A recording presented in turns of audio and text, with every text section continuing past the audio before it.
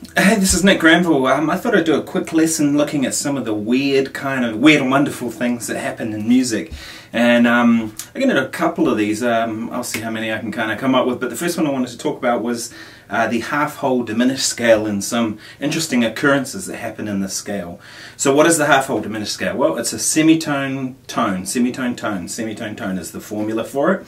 So if we're in the key of A, you would have A, B flat, C, D flat, E flat, E, G flat, G, and A. But it's an 8-note scale. 1, 2, 3, 4, 5, 6, 7, 8. 8 different notes. A lot of scales we deal with a 7-note scale, so it has some interesting things about it. And one that's very interesting is if you start looking at the intervals that occur within the scale.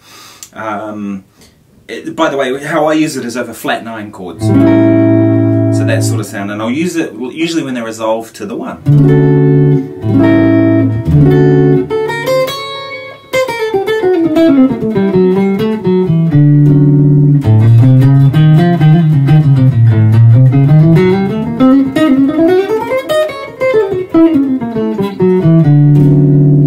That sort of sound, and it's symmetrical.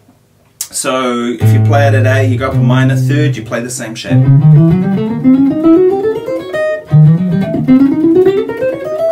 So on and so on. Now of course there are other shapes as well. You can play the shape which I've seen Robin Ford talk about before.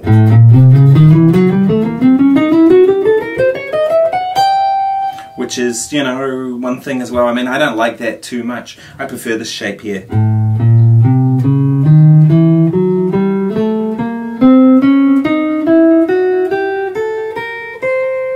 And if you want to go over that, just rewind the video and go over it and over it until you figure out what it is. But it's the same set of notes, I've just put it into a position. Now, as I mentioned, a cool thing about this is if you look at the intervals that occur within this scale. So if I go to thirds, for example, that's a third, major third. But if I look at what the notes are, I'm actually 4 notes away. It's really a fourth. 1, 2, 3, 4. It's the 4th note of the scale, and yet it's a major third. If I go up to the next 4th interval, which would be this, there's B flat to E flat. Now that's a 4th. So I had a third followed by a 4th. And if I go up to the next note of the scale, which in this case is a C, and I go up a 4th, I have a major third again. And because it's symmetrical, it's always going to go major third, 4th, major third, 4th, major third, 4th, even though they're all 4ths, technically.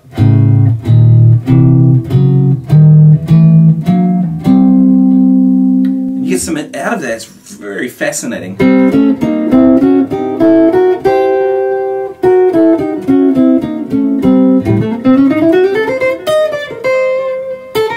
Whoops, the wrong note in there. Should have done that. And then of course that's always going to resolve to either D major, most of the time, or D minor. So you want to work on how that's going to transition through, but the point I'm making is if you have a look at that symmetricality out of it, you get some interesting kind of things. It's fascinating.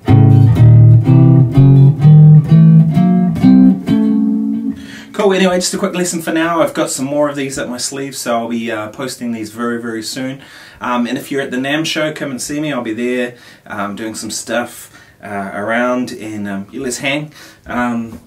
Yeah, I'll be posting more videos soon.